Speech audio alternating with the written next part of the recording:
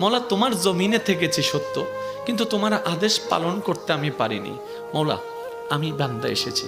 আল্লাহ তুমি না রহমান, তুমি না গফফার, তুমি না সত্তার, তুমি না খালিক, তুমি না মালিক। মৌলা তুমি চাইলে তো দিনকে রাতও বানাইতে পারো, রাতকে দিনও বানাইতে পারো সেকেন্ডের আগে।